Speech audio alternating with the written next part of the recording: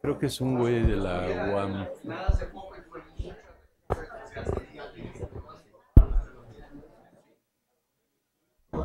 Hay que hacer una tregua de evaluación.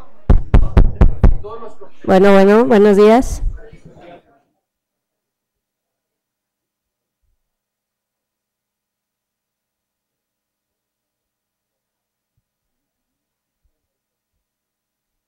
Continuamos con los debates en torno al futuro de la educación, la ciencia y la tecnología en México.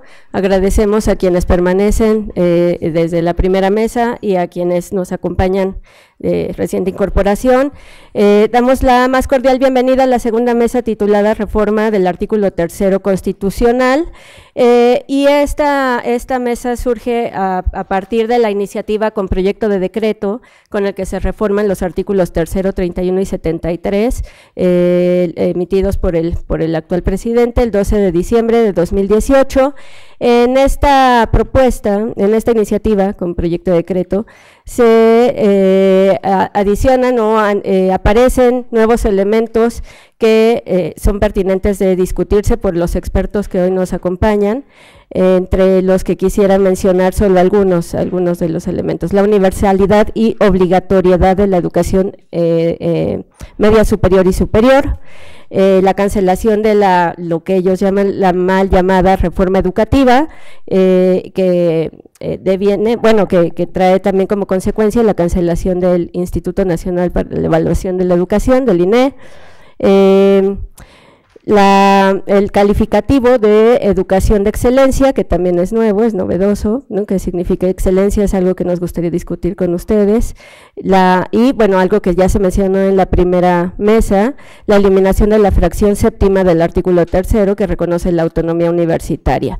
Y a propósito de esta eliminación de la fracción séptima, el pronunciamiento del Consejo Universitario de esta universidad sobre la autonomía, que aparece públicamente el 13 de febrero de 2019 en la Gaceta Universitaria. Entonces, bueno, estos son los elementos que a discutir en esta mesa, y es por ello que invitamos a los ponentes que hoy nos acompañan, los tres expertos en la temática.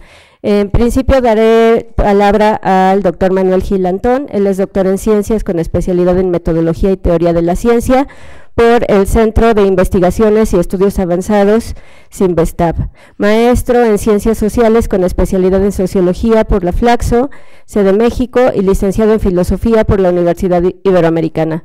Fue profesor investigador de la UAM Azcapotzalco de Iztapalapa y actualmente es investigador del Centro de Estudios Sociológicos del Colegio de México. Sus líneas de investigación son la sociología de la educación, actores, procesos y estructuras de la educación superior, epistemología de las ciencias sociales y metodología de la investigación social. Manuel, muchas gracias por acompañarnos.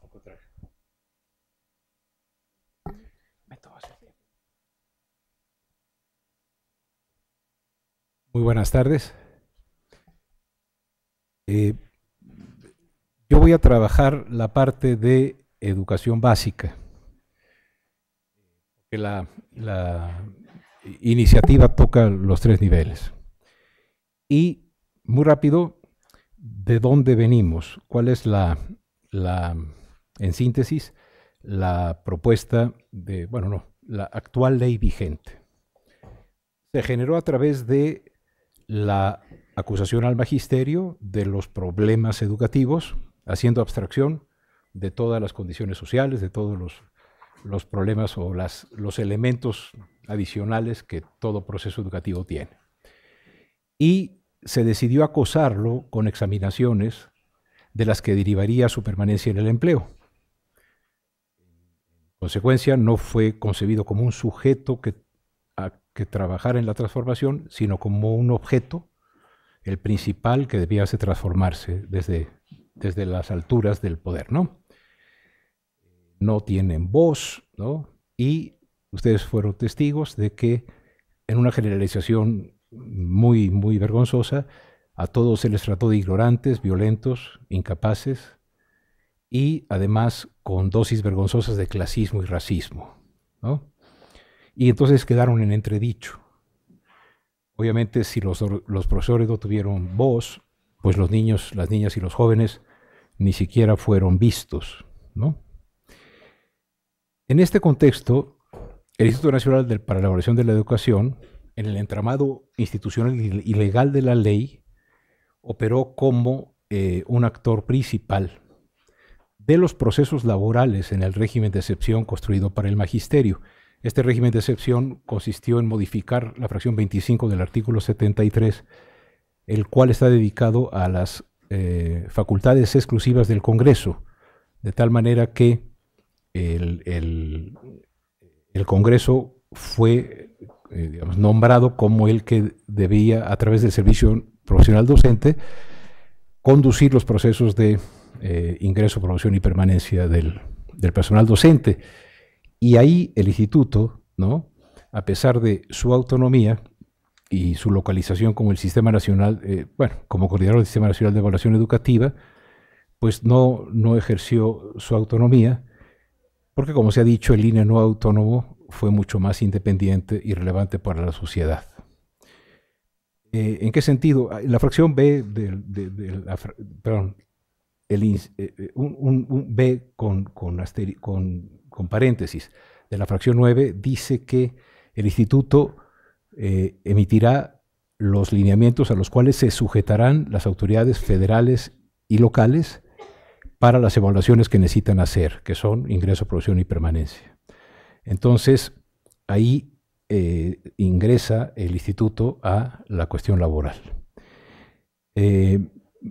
Parece ser que esta reducción de los problemas sociales, que es propia de la mirada con la que se hizo esta reforma, generó algo que podríamos decir en tres expresiones que fueron muy repetidas. El magisterio decía: reforma sí, pero no así. Evaluación sí, y si quieren más exigente, pero no como se hace ahora, es decir, a través de un examen general de idoneidad para ingreso y de satisfacción, etc. Y la otra propuesta fue se atoró esta cosa, fue la de reforma sí, pero no sin nosotros. Entonces, lo que yo quisiera ahora proponer es que quiero hacer unas propuestas a la iniciativa que presentó el presidente Andrés Manuel López Obrador para que pueda mejorar, porque a mi juicio la iniciativa que se propone tiene una orientación positiva, pero luego tiene, y hay que, pues no hay que negarlo, no tiene ningún sentido, tiene también pues limitaciones fuertes, ¿no? La parte positiva, que diría Alberto Arnaut, lo bueno, lo malo y lo feo cuando criticaba la alternativa anterior, la iniciativa anterior, lo bueno es que saca del eje la evaluación para ponerlo en la formación. Y eso es muy positivo. Entonces, eso que es positivo, lo procura traducirlo en las propuestas específicas. Entonces, la primera propuesta que yo quisiera hacer aquí es que tenemos un problema en el país que consiste en intentar que el texto constitucional no solamente contenga el horizonte educativo del Estado mexicano y sus valores, sino de una vez los lineamientos casi que incluyen las leyes reglamentarias y hasta programas específicos. Prueba de ello es el artículo, en la fracción 9 de la actual ley, en la cual se indica cómo serán elegidos los consejeros del INEE, qué periodicidad tendrán, quién propone las ternas, etcétera. Cuestiones que pertenecerían más a una ley secundaria. Sin embargo, nuestra Constitución está llena de estas confusiones en las cuales, en vez de que nos quede un texto constitucional que sea, digamos, doctrinario de las cuestiones educativas, se convierte en un a nivel constitucional se convierte en una cuestión que indica hasta cuestiones de organigrama y cuestiones de facultades muy específicas, casi lineamientos, como he dicho. Entonces, la primera cuestión que sugeriría a la propuesta del presidente López Obrador es: sí, está bien irnos hacia la formación, pero no hay que repetir el mismo error que se cometió de integrar en el artículo 9, en el artículo 3 y en la fracción 9 o en otras fracciones, tantísimo detalle que corresponde a leyes secundarias. Esa es la primera. La segunda que quisiera también proponer es que esto específicamente sería que hay que trasladar del artículo 3 a la Ley General de Educación los elementos que ahora en el artículo detallan funciones, facultades, formas de organización, etcétera, ¿no? De tal manera que se vayan a una ley reglamentaria. Me parece que la segunda propuesta que yo me permito hacer sería que la actual propuesta, la iniciativa del presidente, digamos, desaparece al Instituto Nacional de Evaluación de la Educación y propone un centro de revalorización del magisterio, al cual le asigna una cantidad de funciones también muy amplia. Pero ahí no contamos con claridad al respecto de dos asuntos. Uno, ¿cuál va a ser el sistema de formación inicial y continuo? O sea, ese centro me parece que debía llamarse Centro de Formación del Magisterio, en el cual se indicaran luego en las leyes secundarias las especificaciones de la formación inicial y la formación continua. Y creo que también en ese centro se trata de incluir otro consejo bastante impreciso.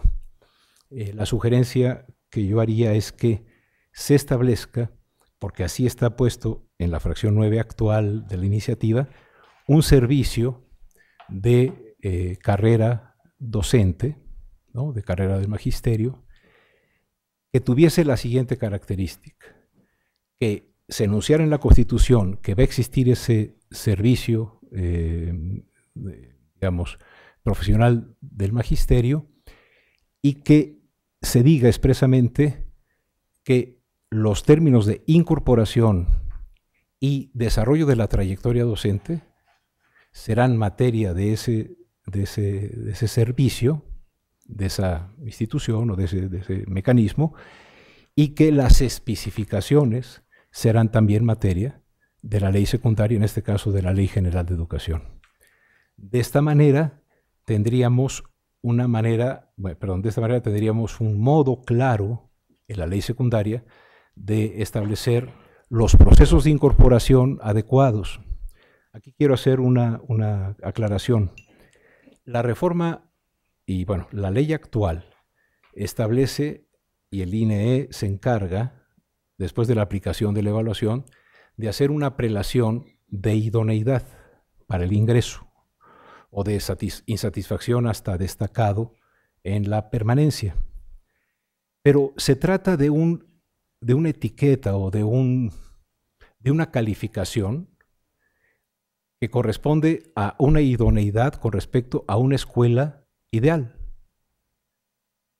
Creo que hay que pensar en que el procedimiento de ingreso sean concursos de oposición en los cuales, ante una vacante en una escuela específica, concursen, pero no con respecto a la calificación en un examen general, sino a la adecuación que tenga esa persona para las funciones que esa escuela requiere. De tal manera que nos salgamos de la noción de que hay un mejor profesor o profesora en general y para cualquier servicio, y podamos, ante las vacantes, tener un sistema de concursos de oposición, ¿no? Que lo que hicieran fuera ver quién es el más adecuado para la vacante en un multigrado, que no necesariamente es el que sacó más destacado o destacada en el examen actual, ¿no? Esta noción de adecuación me parece muchísimo más importante que la de idoneidad, porque la idoneidad actual es una idoneidad, digamos, abstracta, ¿no? Una idoneidad para una escuela cualquiera.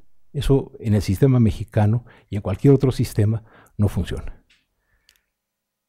Si eso ocurre, la siguiente propuesta es que exista, a mi juicio, una especie, le voy a llamar así, una especie de INEGI educativo, que no tenga nada que ver con la evaluación, porque la evaluación del magisterio debe estar a cargo de quien es el patrón, de quien es el contratante, y ahí tiene que ser la SEP. Pero sí que contemos todos en México, el legislativo, nosotros como sociedad civil, etcétera, con un instituto, con una entidad que se encargue de la estadística, la información y el análisis que nos permita conocer mejor el sistema educativo nacional. De tal manera que esta entidad encargada puede estar ubicada en el INEGI, como una parte del INEGI dedicada a la educación, o puede ser una entidad independiente, pero eso sí tiene que estar establecido en la Constitución, de tal manera que de ahí se pueda, en la ley secundaria, asignarle las funciones de relación con la autoridad. Tengo la impresión de que no son ni todas, y quizá no sean ni siquiera las más importantes, pero sí son las que, a mi juicio, digamos, retoman el reto de la educación, no el reto del control del magisterio, hacen al magisterio socio de la transformación, generan un sistema de incorporación y luego trayectoria, porque el actual servicio profesional docente lo que tiene son los criterios para el ingreso, idóneo o no idóneo, y luego los criterios para la permanencia. Pero cada 4 años, todos los profesores de este país tienen que renovar su certificado de no caducidad en destacado, satisfactorio o bueno. Eso es absurdo para generar una carrera, ¿no?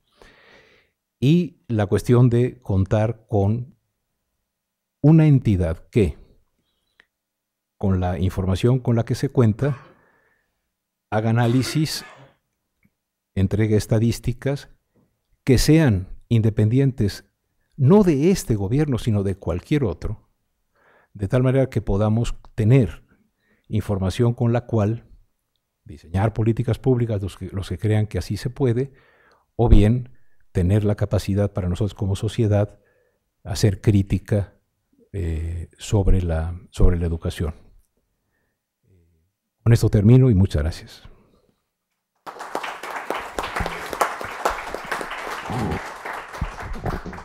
Muchas gracias, Manuel. Continuamos con el doctor Imanol Ordorica. Es doctor en Ciencias Sociales y Educación por la Universidad de Stanford, maestro en Sociología y maestro en Educación por la misma universidad y licenciado en Física por esta universidad.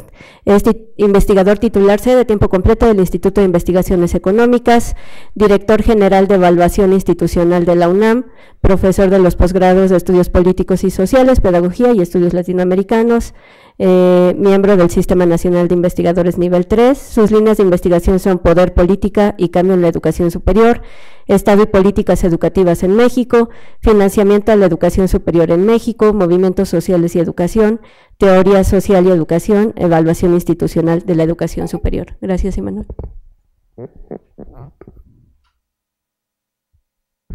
Buenas tardes. Gracias, Marcela y colegas, por la invitación a estar aquí. Gracias a todas y a todos ustedes. Bueno, yo voy a presentar varios puntos. El primero que me parece relevante atender es que esto, a lo que se le llama nueva reforma educativa o reforma de la reforma educativa, no parece más que en el estricto sentido del cambio normativo, al que siempre se le llama reforma, no parece tener de fondo la construcción de un proyecto de educación completamente diferente, como uno podría esperar de un proceso de cambio que se anuncia a sí mismo como la cuarta transformación en la historia de México, ¿no? No cabe duda que la Revolución Mexicana tuvo un proyecto educativo, que la Reforma tuvo un proyecto educativo. Esta todavía no es, en todo caso, y a lo mejor hay que dar tiempo, por su contenido y por sus características, una reforma que nos esté poniendo frente a contenidos, filosofía, orientación y pedagogía diferentes, correspondientes a una visión distinta de país. Ese es el primer tema. Entonces, esto a lo que yo voy a llamar la iniciativa educativa del presidente de la República, que está ahora en las cámaras, y a veces a lo mejor le llamaré por inercia reforma, me parece que tiene dos ejes que la mueven con mucha claridad. Y los dos provienen de compromisos de campaña hechos en distintos momentos. El primer eje, no necesariamente en importancia, es el eje que se refiere al tema laboral del magisterio mexicano. Es básicamente una reacción a la reforma que había hecho el gobierno de Enrique Peña Nieto y sus consecuencias laborales y de control del magisterio de las que ya habló Manuel hace un momento, ¿no? Y que en la parte más tardía de la campaña electoral, en los últimos meses, el candidato López Obrador se fue decantando, porque esta no fue una posición que manejara él desde el principio, hacia un compromiso con el sector crítico de la reforma que había no solo en la CENTE, sino en sectores muy amplios del Magisterio Nacional, hasta llegar a una reunión en Oaxaca, en donde frente a los contingentes de la sección 22 del Sindicato Nacional de Trabajadores de la Educación, pero que son la fuerza o una de las fuerzas principales de la CENTE, se comprometió a abrogar la reforma de la que no quedaría ni una coma, ¿sí? Entonces, este es uno de los elementos conductores o de las líneas conductoras de esta iniciativa de cambio al artículo 3. La segunda sí viene desde un tiempo mucho más atrás. Viene desde incluso las campañas previas de López Obrador a la presidencia de la República y tiene que ver con un tema que él ha apuntado de manera reiterada, que es el asunto de la cobertura y la oportunidad de educación para todos y para todas en este país. Señalar que uno de los grandes manifestaciones de la desigualdad se da en el espacio educativo y básicamente reducir el argumento a que no hay suficiente cobertura. El tema de la calidad no estaba tocado aquí, ¿no?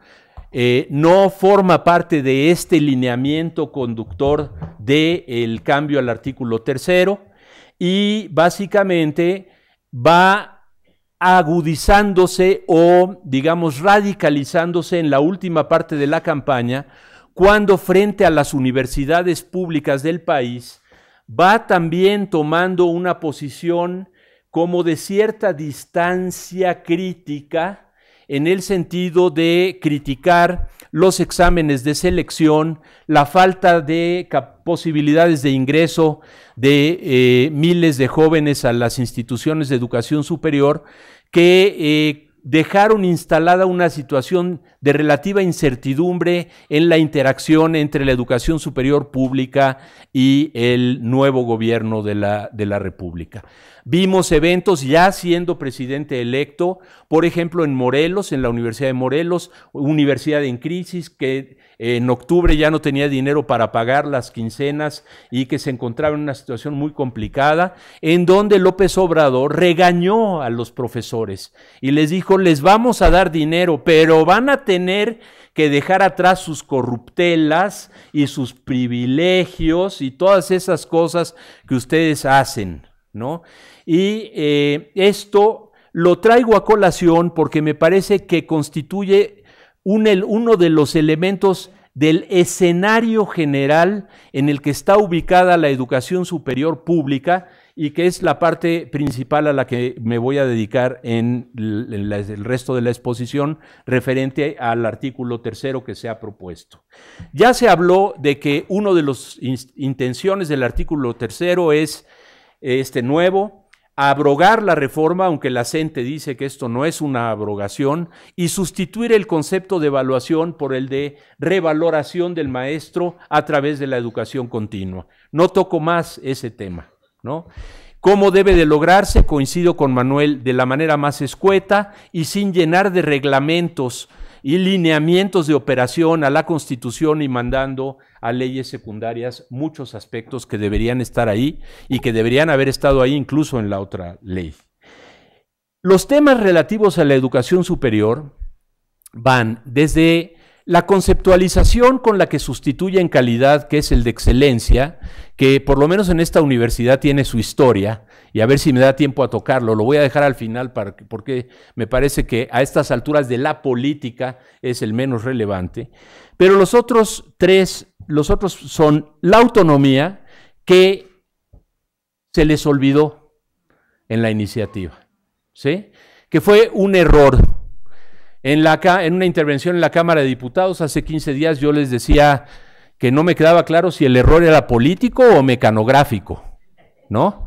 Pero de cualquier manera me da la impresión que ese error ocurre en el contexto de esa distancia frente a la educación superior pública, en donde hay una relación que no es fluida y no es del todo cómoda, y que además fue un error que precedió al segundo error, que fue cuando presentan el presupuesto para la educación superior pública con una reducción de cerca del 35% respecto al año anterior, y en donde hubo que apelar, incluso funcionarios del propio gobierno, de la SEP, apelaron ante López Obrador diciendo que él había comprometido su palabra frente a los rectores de las universidades públicas del país en la NUYES, diciendo que mantendría el presupuesto del año pasado más la inflación.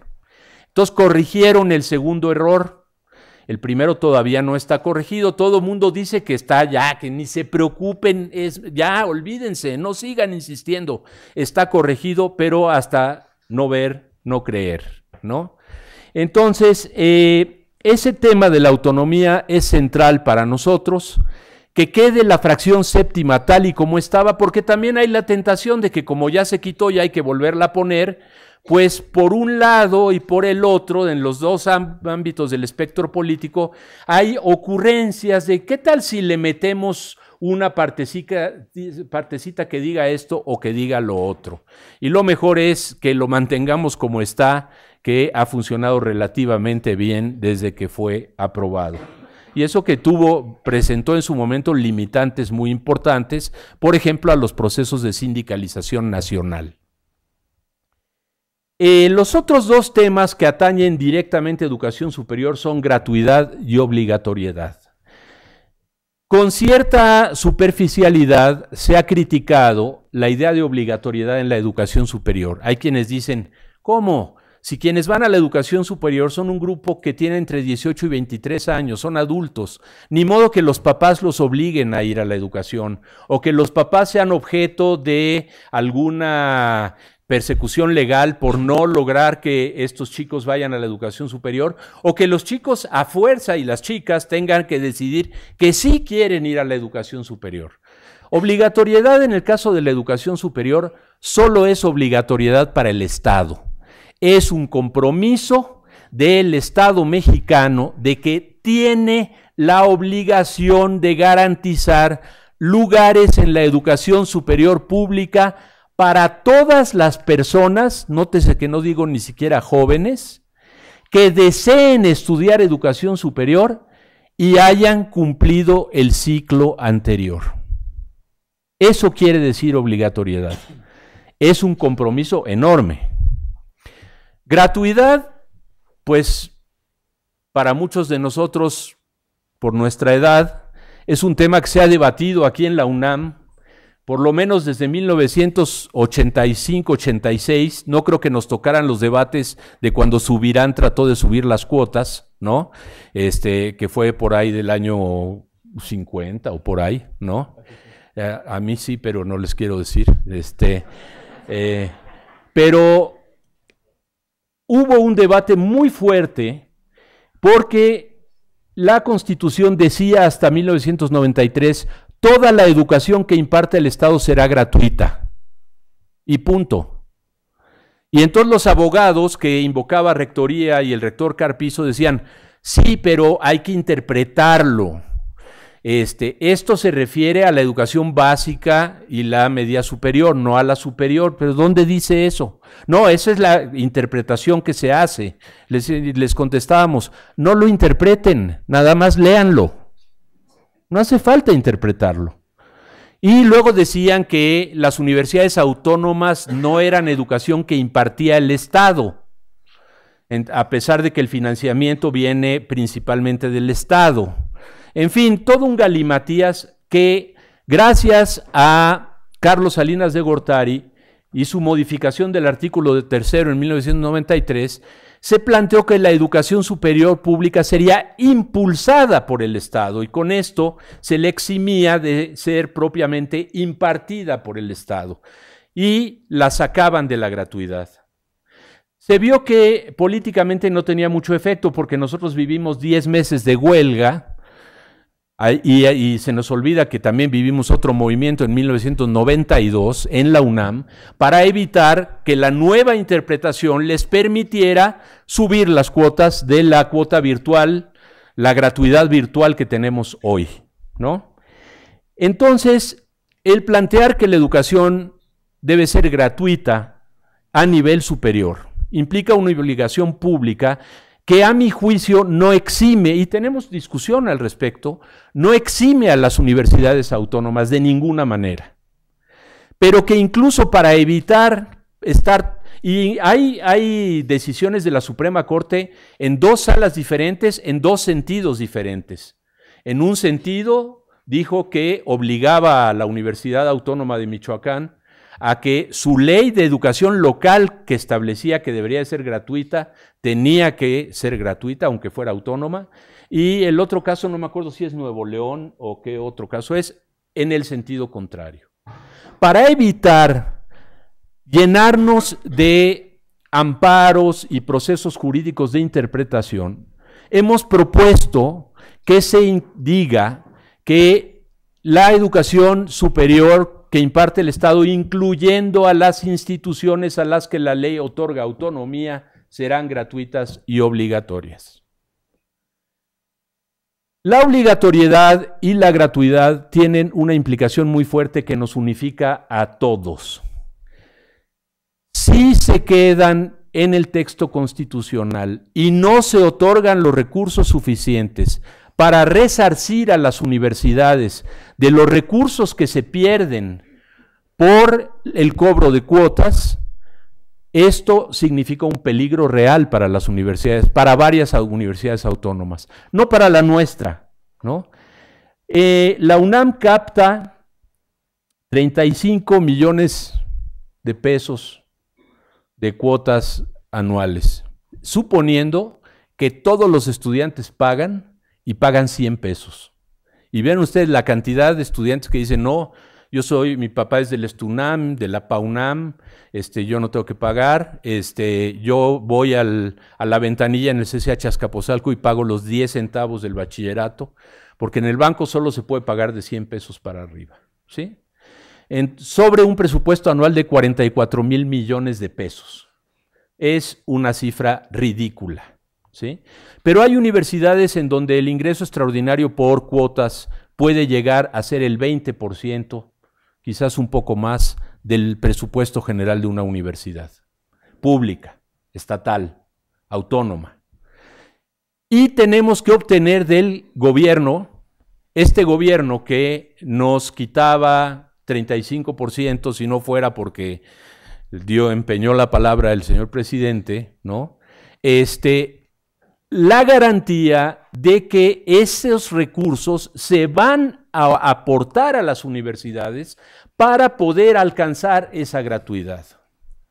Y por eso hemos propuesto conjuntamente un transitorio en el artículo 3º en el que se establezca la creación de 2 fondos permanentes. Un fondo para la gratuidad que sea completamente escrutable, auditable, etcétera, etcétera, con reglas definidas en la Ley General de Educación o en la Ley General de Educación Superior, en la cual se establezca que sobre un monto fijo de cuotas, porque no vale que el rector le vaya aumentando, pues este año íbamos a aumentar 35% las cuotas y danos más lana, sobre fijar el presupuesto de las cuotas en un momento dado, hacer las equivalencias necesarias y otorgar los recursos para que la gratuidad se pueda ir alcanzando a medida que el Estado mexicano vaya aportando los recursos necesarios. Último punto. Ahorita voy a tocar el otro fondo. Hoy en día tenemos 4.2 millones de estudiantes en educación superior, 38.4% del grupo de edad entre 18 y 23 años. La propuesta de obligatoriedad plantea la idea de que al final del sexenio se establezca la meta de alcanzar una tasa bruta de cobertura, se llama bruta porque en este grupo se incluye en los que están estudiando gente que a veces está fuera de ese grupo de edad, de alcanzar el 50% de tasa bruta de cobertura, lo cual implica un incremento de un poquito más de 1.2 millones de estudiantes a la educación superior, más o menos 170,000 estudiantes nuevos cada año en lo que queda del sexenio. Y eso también cuesta. Y se están buscando convenios con las universidades públicas, porque en esto hemos coincidido y hemos hecho propuestas. Las universidades públicas federales y las públicas de los estados autónomas deben ser el proyecto fundamental de construcción del crecimiento de la matrícula. Porque ya están constituidas, porque tenemos una masa crítica, formas de funcionamiento, porque podemos establecer campus regionales, lo estamos haciendo, pero en lugar de crear una carrera de que tiene 6 estudiantes en la ENES Yucatán, abramos carrera de Derecho en Yucatán, a lo mejor junto con la UADY, y démosle cabida a los estudiantes en las carreras en las que están peleando entrar, no en las que se nos ocurren de repente ciencias forenses de accidentes acaecidos por turistas en las playas de Quintana Roo. No, digo, estoy ridiculizando el asunto, pero hacemos unas carreras de un nivel de especialización tan grande que realmente no atraen estudiantes. Para eso es necesario también establecer un fondo, y ese es el que se plantea también en el transitorio, un fondo para la obligatoriedad, que garantice los recursos necesarios, que son del orden de 7 a 10 mil millones de pesos al año, cada año, adicionales, para seguir aumentando en 170,000, lo que da en total alrededor de 20 mil millones de pesos al año que tiene que sumarle el gobierno a lo que está dando en este momento a la educación superior pública. Y concluyo diciendo, lo que les señalamos a los legisladores y al gobierno, no es posible que se legisle un conjunto de derechos y obligaciones en el artículo 3º constitucional que no podrían ser cumplidos porque no se asignan los recursos suficientes. Sería una incoherencia absoluta y sería también meter a la educación superior pública del país en un futuro de conflicto y confrontación por los próximos años. Muchas gracias.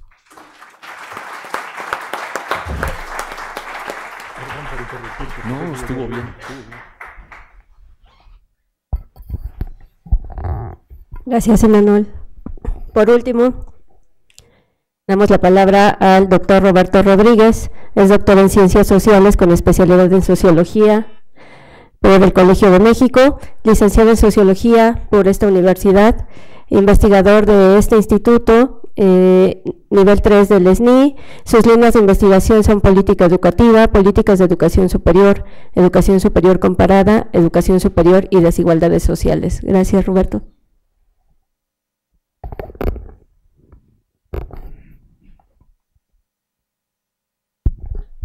Hola, buenas.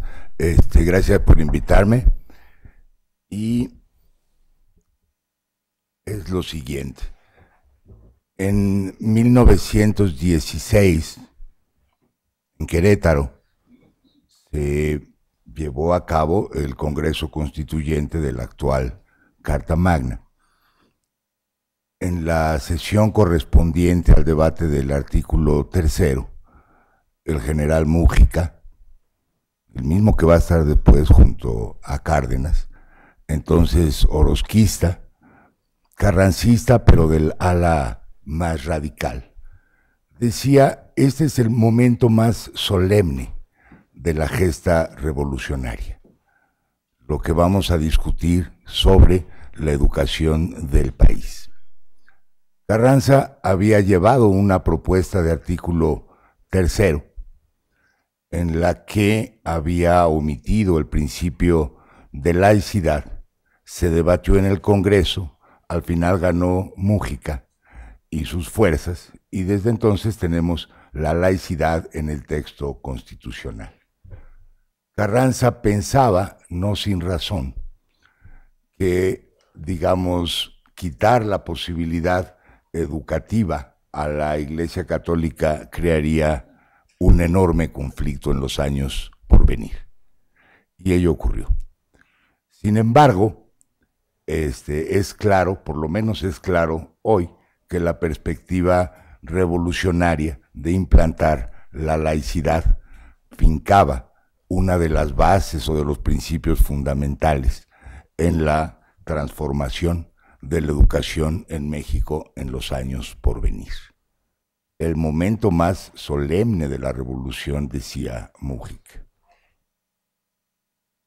Hoy vivimos un momento parecido, pero no tan solemne ni tan claro, por desgracia, en que está, digamos, en debate la construcción de un nuevo marco normativo, legal, referencial, valorativo, para la orientación de la educación en el país. Durante el periodo de transición, una vez electo el actual Ejecutivo Federal, en ese larguísimo periodo entre la declaración formal de la presidencia y el inicio de actividades, se llevaron a cabo 32 foros, uno por cada estado de la República, para consultar a los maestros y a cualquiera que quisiera participar en ellos sobre los problemas fundamentales de la educación en el país. Según se reporta, se recogieron cerca de 800,000 propuestas, tanto en los foros como en las consultas por internet, por una especie de encuesta que se realizó allí. Precedida a esa magna consulta, pues hubo otras previas, la del secretario Choaifet, sobre los problemas de educación básica, de la educación media superior y de la educación normal, hace aproximadamente 4 años o 5 años casi, en que también se recogieron, según los reportes, pues centenares de miles de propuestas, ¿no? En torno a 400,000. Y el secretario Nuño hizo lo propio con respecto al nuevo modelo educativo de una forma, pues según ellos, más científica. Se procesaron en el CIDE las propuestas y también cientos de miles, haciendo la suma, al menos 1.6 millones de propuestas, más propuestas que maestros, ¿no? Había más o menos tela de dónde cortar, ideas para sacar de ellas un texto constitucional satisfactorio. Hubiera sido, y no fue, una oportunidad magnífica de ofrecernos a los ciudadanos un artículo tercero bien hecho, decente, bien pensado, bien cubierto, con horizonte, con perspectiva, y no fue el caso.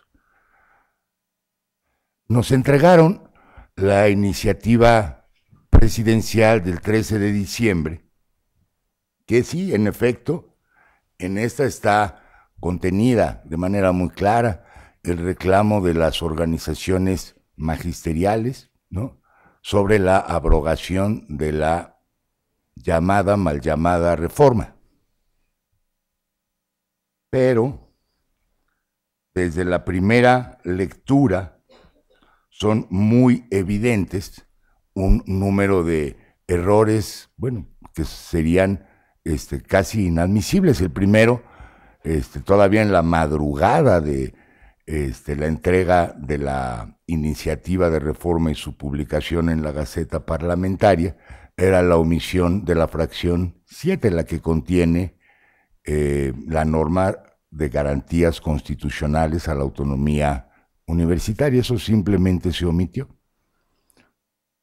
Pero después, pues más errores, haber también cancelado la fracción correspondiente a educación inicial, educación especial, educación de adultos y educación a trabajadores, simplemente se borró, con consecuencias que después habríamos de ver muy pronto en la supresión de subsidios para educación inicial. Un paréntesis, educación inicial actual, contando todos los sistemas, subsistemas, los de el seguro social, lo de las instituciones, la privada, todo, capta aproximadamente al 13% del grupo de edad relevante, es decir, la población entre 0 y 3 años. Probablemente calcularon el impacto que ello tendría de hacerse un servicio obligatorio para el Estado. Entonces, quizás no fue una omisión involuntaria, otro teclazo o algo por el estilo. También en la iniciativa de reforma se perfiló un centro en reemplazo de las funciones, actividades y tareas que había cubierto el Instituto Nacional para la Evaluación de la Educación, un INE, el INE. Un centro que ahora se denominará de revalorización del magisterio y algo más, pero que será una dependencia de la SEP. Este es también un error jurídico muy grande. En la Constitución no se ponen dependencias de las secretarías de Estado. No hay ninguna. Si algo se pone en la Constitución, son órganos constitucionales autónomos. Establecer desde el artículo 3º una dependencia más de la SEP, aunque responda a una demanda sentida, etcétera, no tiene, en términos, si quieren, de técnica jurídica, mayor sentido. Otra, toda la temática de los mecanismos para ingreso y promoción que venían, digamos, adjuntadas a la fracción 9, que ahora la iniciativa piensa derogar, quedan fuera, digamos, de la escena de la Constitución. Al dejarlo fuera, a menos que se indique un procedimiento, un mecanismo, etcétera, etcétera, para normar en los procesos de ingreso y promoción, estos quedan como estaban en el marco de la fracción B del artículo 123 y de la ley reglamentaria para servidores públicos.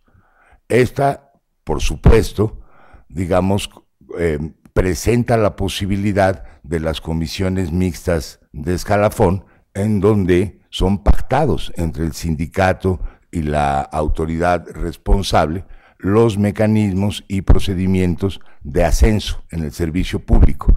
Así fue durante mucho tiempo, también en el servicio magisterial, y eso abre la posibilidad a lo que hoy está reclamando el propio sindicato, el CENTE, y también la CENTE, es decir, a una distribución de plazas, por ejemplo, 50% por asignación directa, ya sea de la autoridad educativa, su cuota, y la cuota del sindicato.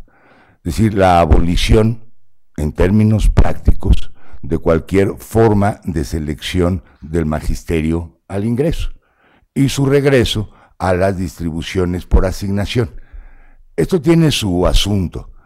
Por desgracia y muy lamentablemente, al inicio del sexenio previo se colgó el San Benito al magisterio de la compra, venta y herencia de plazas, ¿no? Sin haber demostrado nunca cuándo, cómo, dónde y con la complicidad de qué o quiénes, si de la SEP, de Hacienda o de los dos, se hacía esta negociación, ¿no? Ese fue un tema que se quedó pendiente. Pero de cualquier manera, el ingreso por asignación, dejen de lado la corrupción, si las dan por comodato, dejen de lado eso. El ingreso a la profesión académica por asignación sindical o de autoridad tiene que verse, me parece, en un balance de si ese mecanismo, la asignación directa, es la mejor opción para la selección en el ingreso de los docentes.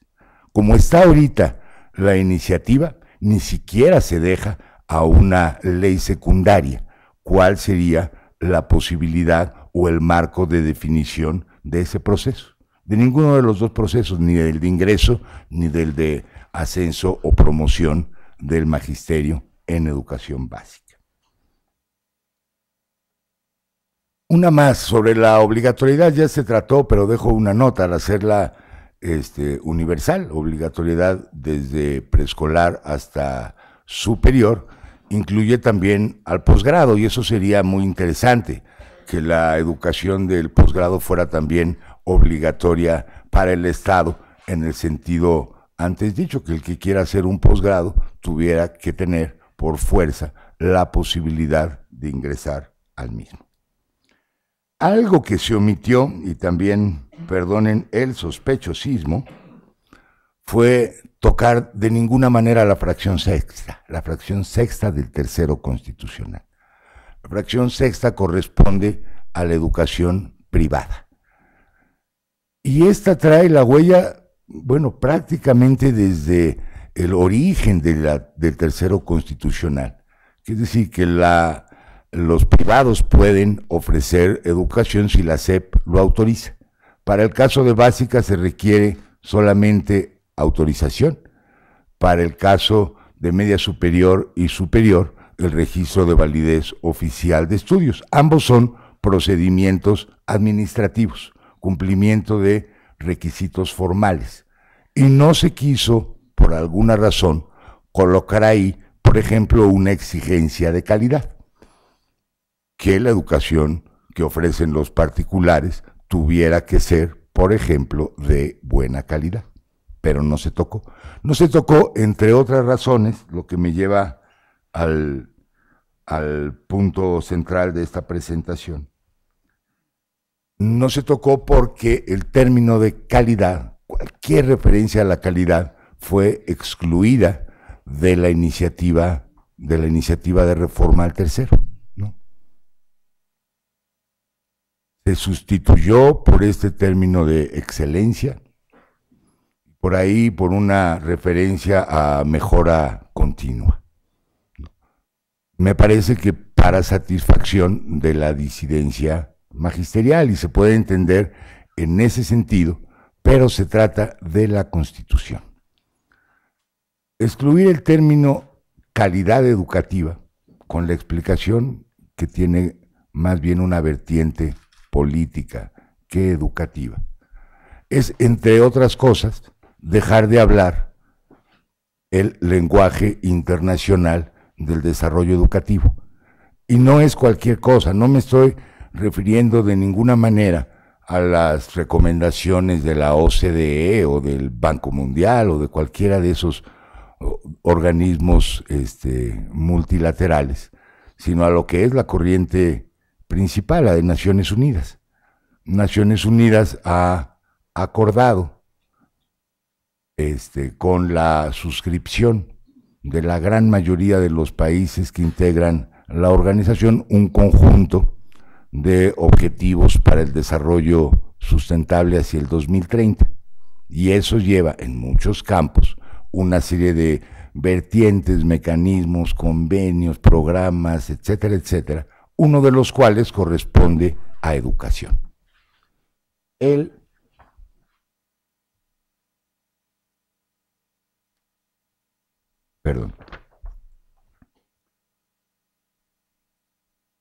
la Agenda 2030 para el Desarrollo Sostenible y dentro de los 17 Objetivos de Desarrollo Sostenible, el cuarto de ellos, que corresponde a educación, indica como objetivo general garantizar una educación inclusiva, equitativa y de calidad, y promover oportunidades de aprendizaje durante toda la vida para todos.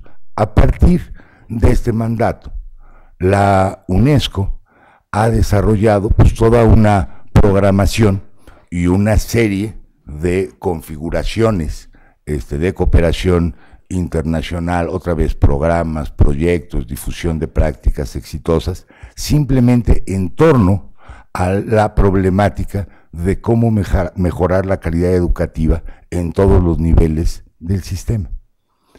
Por eso tiene su lado dejar de hablar este lenguaje, dejar de estar en esta perspectiva, si quieren es internacionales, globales, lo que quieran, por solamente el prurito de que la palabra calidad, como decía el secretario Moctezuma, cada vez que los maestros oyen la palabra calidad, sienten un reflejo y saltan, y por lo tanto preguntamos a la gente, ¿cuál sinónimo habría? Y ellos me dijeron excelencia, y como me dijeron excelencia, ese puse, es casi textual, es casi textual. No. Entonces, bueno, es un debate que está abierto, es sin duda alguna un tema político en el que van a jugar fuerzas encontradas, ¿no? Están, desde luego, como actores políticos relevantes las organizaciones sindicales, la disidencia magisterial, la propia SEP y ahora fuerzas también del bloque de los partidos de oposición que están intentando, digamos, resistir la iniciativa tal como viene presentada. Gracias.